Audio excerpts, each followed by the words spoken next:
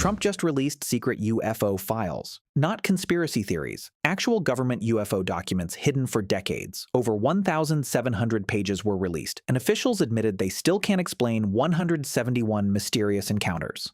So what changed? Why would the government suddenly let the public see this now? Because once you see what was buried in these files, you'll never look at the sky, or reality itself, the same way again.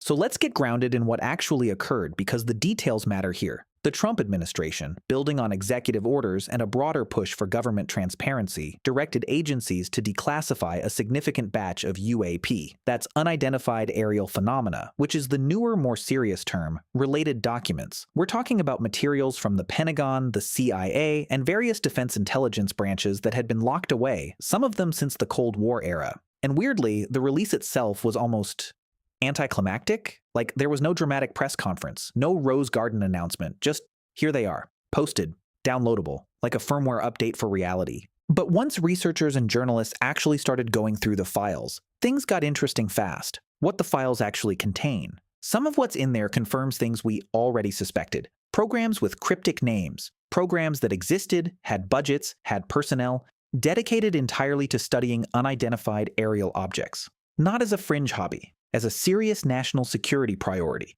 And that right there is the detail that keeps nagging at me. Because think about it, these aren't programs run by enthusiasts. They're run by people with security clearances and careers on the line, people who professionally have every incentive to not chase nonsense.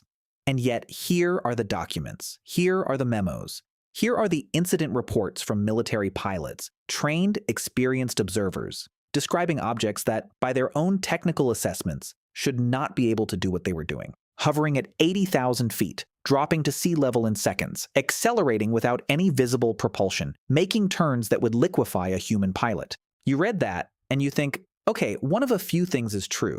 Either these are highly advanced human technologies, kept so secret that even senior military figures weren't briefed on them, or they're atmospheric phenomena we genuinely don't understand yet. Or the third option, the one everybody's thinking, but most people still hesitate to say out loud, the history they buried, and why. Here's the part I find genuinely fascinating, almost more than the UFO question itself. Why hide it? Because whatever these things are, whether they're ours, theirs, or something else entirely, the government's response for decades was to classify, suppress, and ridicule.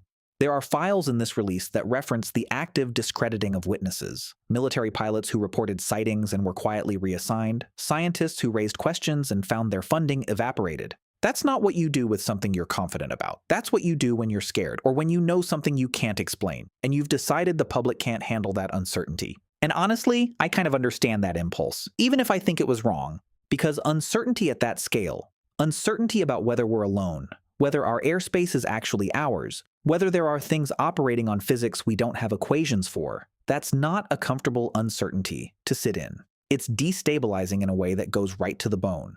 So you bury it, you stamp it classified, you let the tabloids have the blurry photos, and you laugh along with everyone else. But something shifted, and it's been shifting for a few years now. It started, weirdly, with a New York Times investigation in 2017 that revealed the existence of a secret Pentagon program called AATIP, the Advanced Aerospace Threat Identification Program. That wasn't a conspiracy website. That was the paper of record, with named sources, describing a multi-million-dollar classified government program focused entirely on UAPs. And then came the videos, released officially by the Pentagon, 3 of them, called FLIR-1, Gimbal, and Go Fast, showing objects captured by Navy infrared cameras doing things that the pilots and engineers analyzing the footage couldn't explain. The Pentagon confirmed those videos were real. That happened. That really happened. And since then, there's been this slow, strange normalization happening. Congressional hearings, whistleblowers with serious credentials coming forward, a new government office, the All-Domain Anomaly Resolution Office, created specifically to investigate UAP reports. The Overton window moved, quietly, while most of us weren't paying close attention. And now these files. I want to zoom out for a second, because I think the bigger question here isn't really, are UFOs real? The bigger question is, what does it mean that we knew, at some level, that something was happening, and the institutional response was to keep the public in the dark for generations? What does that say about the relationship between governments and the people they represent? What does it say about the stories we're allowed to ask questions about versus the ones we're supposed to accept and move on from? Because there's a pattern here that goes beyond UFOs. It's about information. It's about who gets to decide what the public can handle. It's about the quiet assumption baked into the structure of classification systems that ordinary people, you, me, anyone watching this, aren't equipped to deal with genuinely uncertain, genuinely strange realities. And I find that paternalistic, honestly. Even if it comes from a place of trying to maintain order. You can't have an honest relationship with reality, as a society, as individuals, if some of the most significant data points are hidden behind stamps that read top secret and eyes only. There's a specific feeling I get reading through some of these released documents. It's not excitement exactly, it's more like vertigo. The slow realization that the official map of reality that you've been handed might have some significant blank spaces on it, places where the cartographers just wrote nothing here when what they meant was we don't know. And I think that's actually okay to sit with. The not knowing. Because the alternative, the pretense of certainty, the institutional scoffing, the reassuring press releases, that hasn't served us well. It's left us without the language or the frameworks to think seriously about some genuinely serious questions. So where does that leave us? Honestly, in an interesting place. A strange, uncomfortable, kind of exciting place.